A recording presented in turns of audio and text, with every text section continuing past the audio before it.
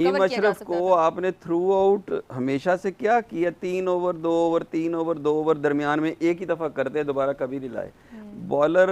ये बड़ी मेहनत का काम होता है कि आप फिट होंगे तो आप एक दफ़ा ठंडे होकर दोबारा जाके ना आखिरी ओवर दोबारा कर सकें, तो ये एक बहुत बड़ा फ्लॉ है। अजलान, और आपका इस उसका सब पे क्या पेनल्टी में सिनेरियो ओवर पे को टेक इतना है? बुरा नहीं था, हाँ जी, जिसने पेनल्टी में ओवर किया वो इतना बुरा नहीं था। अच्छा नहीं। उसने 10 एक रन छोड़ दिए थे हारिस रऊफ के लिए डिफेंड करने के लिए, और एक क्वालिटी बॉलर 10 ओवर डिफेंड कर लेता है। और हारिस रऊफ ने लीग क्रिकेट में इस किस्म के रन डिफेंड किए हुए हैं। मेरे पाकिस्तान के लिए उसने इंग्लैंड के अगेंस्ट एक मैच में इस किस्म के रन डिफेंड किए हुए हैं। कल clearly it wasn't his day, and अगर किसी खिलाड़ी का दिन नहीं होता ना, तो फिर कप्तान को समझ आ रही होती है कि इसका दिन नहीं है, तो मैं अपनी और ऑप्शंस की तरफ देखूं। तो जैसा मोहसिन साहब ने भी जिक्र किया कि एक वक्त में दोनों लेफ्ट हैंडेड बैटिंग कर रहे थे। आई थिंक सलमान अली की याददाश्त चली गई थी कि उनको याद नहीं था कि वो एक ऑफ स्पिनर हैं। Off spinner naturally left handers को तंग करता है। साइम अयूब तिलक वर्मा को डिस्टर्ब, मतलब उस किस्म का डिस्टर्ब बेशक नहीं कर रहा था, उनको शॉट्स फ्रीली नहीं मारने दे रहा था। तो बीच में एक ओवर जहाँ पे आपने री इंट्रोड्यूस किया हारिस रऊफ को, वहाँ पे एक ओवर करते। अच्छा, माजी में हम देखते हैं कि मोहम्मद हफीज किया करते थे, और जब इस तरह की सिचुएशन होती थी तो वो खुद कहा करते थे कि मुझे मौका दिया करने जाए। आ जाते थे, पहला ओवर खुद करते थे जब वो कप्तान थे, और बड़ा अच्छा करते। उनकी बैटिंग उस जमाने में अगर थोड़ी डिप कर गई थी, जिस वक्त वो अगर कोई गली का लड़का भी स्टेन की शर्ट पहन के बॉल करता तो हफीज उनसे स्लिप लगवा लेते थे। तो वो अपनी बॉलिंग से कंपनसेट कर रहे थे, and he was leading his team from the front. ठीक है, वो 2014 के world cup T20 world cup अच्छा नहीं रहा, और इवेंचुअली उनकी कप्तानी चली गई, दोबारा वो इस तरह फुल टाइम कैप्टन कभी नहीं बने। लेकिन जब उनको बाद में एक पार्ट टाइम मैच में भी कप्तानी करने का मौका मिला, उन्होंने नया गेन किया, because he wanted to lead the team from the front. अब उस सिचुएशन में जिस वक्त आपको नजर आ रहा था कि स्पिनर्स ने मैच फंसाया हुआ है, आप एक खुद एक ओवर कर लेते, सिचुएशन को असेस करते हुए साइम अयूब से एक और ओवर करवा लेते अगर दोनों खब्बे बैटिंग कर रहे थे। अगर वहां पे स्कोर मजीद चढ़ जाता तो वो 17 रन जो एक ओवर में हो गए, उसने मैच बिल्कुल ही साइड पे लगा के रख दिया ना। उसके बाद कमबैक था ही नहीं। आखिरी 3 ओवर्स में फिर आपके पास ऑप्शन होती कि आप एक शाहीन से कराते, एक हारिस रऊफ से कराते और एक फहीम अशरफ से कराते, थोड़ा रन ऑन बोर्ड होता तो इन दोनों ने मैच निकाल देना था। बिल्कुल। बॉलिंग में जो गलतियां हुई कि हारिस रऊफ ने ये कर दिया, वो कैच ड्रॉप हो गया, वो 50 साल के फर्क से रन आउट हमने किया, वो अपनी जगह है। हमारा सबसे बड़ा जो सवाल उठता है वो हमारी बैटिंग पे ही उठता है कि मिडिल ऑर्डर आपका थ्रू आउट द टूर्नामेंट में बताते आ रहे हैं कि it's like that weak chicken neck, कि वो जिस वक्त भी काबू में आ गई सबसे पहले वो काबू में आएगी, और उसके बाद हमारे पास वो फड़फड़ाते रहेंगे, होता कुछ नहीं है। 5 ओपनर्स के साथ हम खेल रहे हैं, ठीक है। आपके पास हारिस है, वो भी ओपनर है, आपके पास साहिबजादा फरहान है, वो भी ओपनर है, फ़खर जमान है, वो भी ओपनर है, साइम अयूब भी ओपनर है। आपने इंटरनेशनल क्रिकेट में डेब्यू हसन नवाज का करवाया, वो भी as an opener top order player करवाया। 5 प्लेयर्स के साथ आप जा रहे हैं, ठीक है। मैं मानता हूँ कि T20 क्रिकेट में चूंकि शॉर्टर फॉर्मेट है तो इतना फर्क नहीं पड़ता कि ओपनर ही नीचे नंबरों पर खेल रहा है, बिकॉज वनडे क्रिकेट में या लॉन्गर फॉर्मेट क्रिकेट में उसने उतने नंबरों पे ही बारी लेनी हो रही थी एज एन ओपनर। बट वहां पे एक चीज आती है, हमने कल एक डॉट बॉल्स की रेशो भी बहुत देखी है, कल कम थी, हमेशा कल थोड़ी बेशक थी थोड़ी, लेकिन तो 60-60 खेल देते हम 52 गेंदें तो डॉट बॉल खेले थे, कल तो सिर्फ हमने 39-40 खेली हैं। अच्छा, हम मोहम्मद हफीज ने भी एक ट्वीट किया है, उसके ऊपर भी हम मोहसिन साहब आपका तज्जिया लेंगे। वो देखिए उनकी ट्वीट क्या है। Whole Asia cup 2025 was a pain to spirit of the game, very sad. मतलब अपने जज्बात का इजहार वो इस तरीके से कह रहे हैं कि बस मोहसिन साहब क्या कहेंगे इस पे आप? देखिए, वो तो अभी हम प्रोग्राम के शुरू में भी कह रहे थे कि हार जो ना ये बड़ी पेनफुल हार थी।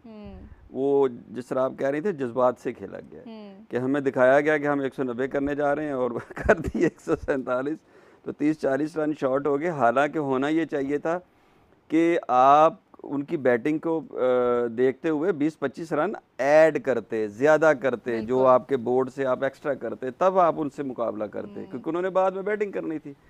तो दूसरा ये है कि इसमें इस टूर्नामेंट में काफ़ी सारे ऑड्स थे। एक तो हमारी परफॉर्मेंस थ्रू आउट ही ऐसी थी कि किसी एक मैच को भी हमने इस तरह नहीं खेला कि हम जीत रहे हैं। तो वो बस हमने 130 भी मुश्किल से किया, हमने 170 भी मुश्किल से किया। बिल्कुल, कोई भी ऐसा मैच नहीं था कि वो हमें लगा हो कि फुल टाइम हमारी ग्रिप में था, हमने सिंगल हैंडेडली। दूसरा देखे ना, मैं आपको एक चीज़ बता दूँ, एक बहुत बड़ा फ़र्क है।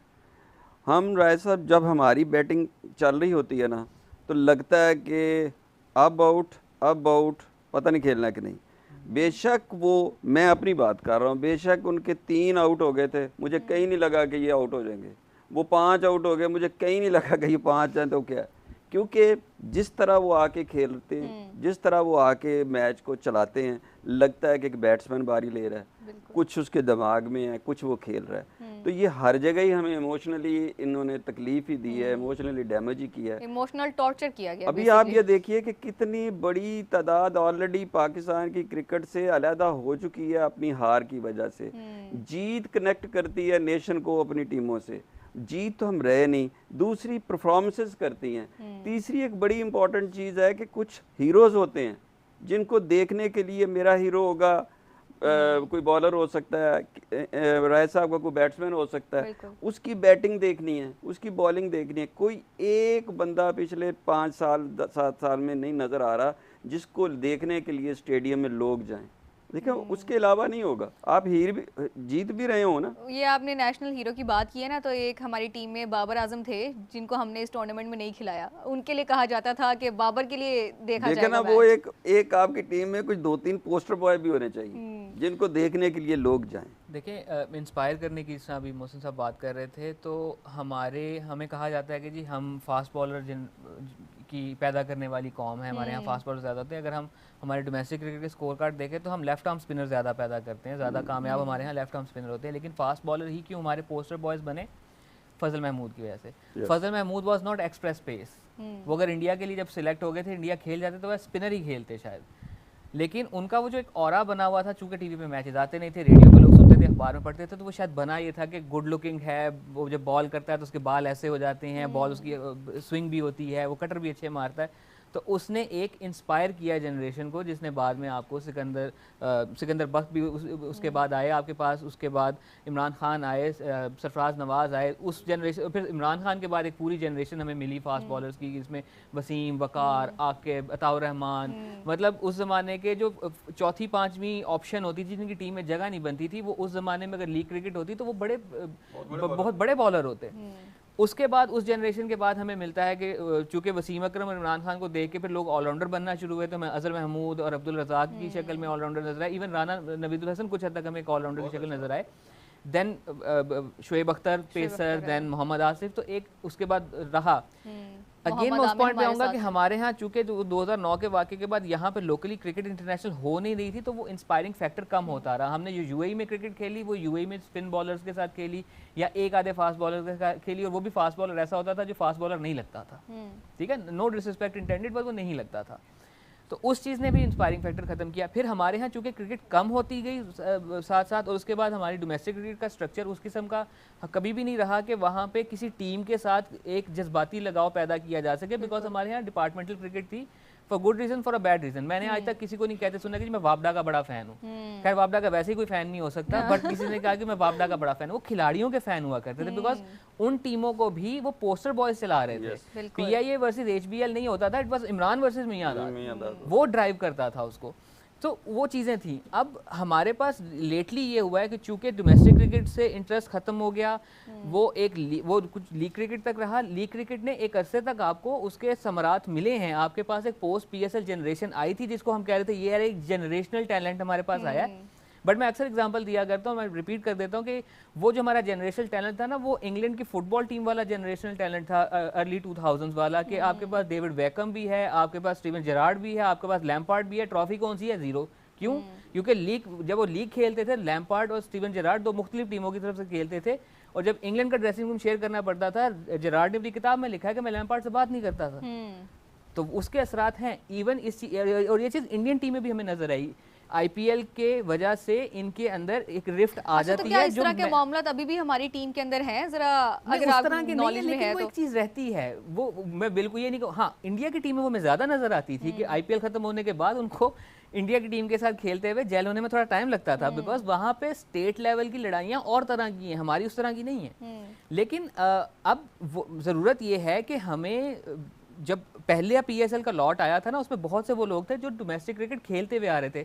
हसन अली हम कहते हैं कि जी पीएसएल की पैदावार है, बिल्कुल है, उसको फास्ट ट्रैक कर दिया, लेकिन उससे पहले वो आई थिंक 50 एक फर्स्ट क्लास मैचेस खेल चुका हुआ था। ठीक है, नवाज नेशनल बैंक के ओपनर थे, पार्ट टाइम बॉलर थे। Salman Ali Agha as a bowler Lahore की टीम में आए थे, बैट्समैन तो वो बाद में बने, जैसे साइम अयूब टीम में एज ए बैट्समैन आए थे, वो बॉलर बन गए। इतना सब हम पहले कहते हैं कि अच्छा इन्होंने इतने मैचेस नहीं खेले, लेकिन इतना कुछ मैचेस खेलने के बावजूद इनकी कोऑर्डिनेशन, इनकी जो डिसीजन मेकिंग की मतलब तरीकाकार है, अभी तक क्यों नहीं समझ पाए? क्या इतना इशू है कि हमारी टीम को संभालने में इतना मसला हो रहा है? तो हमने कैप्टन बनाया सलमान अली आगा को, जो कि मुझे नहीं याद पड़ता कि उन्होंने किसी और लेवल पे इस लेवल की कप्तानी की होगी। कप्तानी नहीं सिखाई जा सकती कप्तान, और हमारे यहाँ लेटली ये रहा है कि शायद सिस्टम को सूट करता है इस किस्म का कप्तान के जो डिपेंड करे कि बैकरूम से मुझे क्या इंस्ट्रक्शंस आ रही हैं, क्या पर्ची आ रही है, क्या फर्रा आ रहा है, मैंने उसकी बुनियाद पे चलना है। इस तरह का कप्तान तो नहीं चल सकता। इस तरह का कप्तान हमने 2003 के वर्ल्ड कप में देख लिया था कि नहीं चल सकता। ठीक है, जो प्लान जेब में लेके आए थे उसी प्लान को लेके चले, और उसके बाद हमने 12 मैचेस हारे, और वो एक प्राइम एग्जाम्पल थी। उसके बाद बॉब वुलमर एक बड़े सख्तगीर कोच थे, लेकिन उनको एक इंतजाम की शक्ल में ऐसा कप्तान मिला था। सॉरी टू इंटरप्ट यू, लेकिन हमें हाफिज इमरान साहब ने ज्वाइन किया है, हम उनसे बात करते हैं। हाफिज साहब, कल के मैच के हवाले से आपका क्या टेक है? हमारी बैटिंग लाइन, हमारा जो मिडल ऑर्डर है बिल्कुल भी नहीं चल सका, फिर उसके बाद जो हमारे बॉलर्स ने मेहनत करने की कोशिश की है, लेकिन लास्ट ओवर्स में या फिर बीच में ही हमारे हाथ से मैच निकल चुका था। एक कल की एक बहुत ही पेनफुल किस्म की हार थी हमारे लिए, क्या टेक है आपका इस पर? बैटिंग लाइन तो कट गई हुई है, तो बड़ी देर लाइन तो काफी देर की कट गई हुई है, और अभी तक शायद लोगों को समझ नहीं आ रहा है कि लाइन डिस्कनेक्ट कहाँ से है, उसको कहाँ से कट लगा है और उसको जोड़ना कहाँ पे है। तो इसलिए हर दूसरे मैच के बाद हमें ये लगता है कि हमारी बैटिंग लाइन फ्लॉप हो गई है, हमारी बॉलिंग लाइन फ्लॉप हो गई है। बुनियादी तौर पर अगर आप कल के मैच की बात करते हैं, तो मैच जब शुरू हुआ है बैटिंग से, जब पहला विकेट पाकिस्तान का गिरा है, उसके बाद से ये रन फिनिश होने चाहिए थे पाकिस्तान के 190 200 के दरमियान में, 190-200 के दरमियान में। और जब आप एक ऐसी टीम जिसके 8 नंबर तक स्पेशलिस्ट बैटर हैं, आप क्या समझते हैं कि 148 पर आप उन्हें पकड़ लेंगे 140 समथिंग पे या 150 रन 147 करके? हाँ, तो ये गैर हकीकी सोच है। तो आजकल बैट्समैनों की क्रिकेट होती है, और उस पे आपको ये जहन में रखना होता है कि आपकी बैटिंग लाइन ने कितने रन्स ऑन बोर्ड करने हैं। और अगर आपकी बैटिंग लाइन हर मैच में 127, 135, 140 रन करेगी, दुनिया की बेहतरीन टीमों के खिलाफ भी और कमजोर टीमों के खिलाफ भी, आप ऐसे मैचेस नहीं जीत सकते। जब आपको जरूरत होती है रन की, तो आपको करना पड़ती है। तो कौन से ऐसे बॉल से अनप्लेबल हुए जो हमारे बल्लेबाजों से खेले नहीं गए? कौन सी ऐसी कोई शानदार गेंदबाजी हो रही थी जिसमें बड़ा बड़ा टर्न स्पिन हो रहा था, तो बल्लेबाजों के लिए खेलना मुश्किल था? पाकिस्तान के बैटर्स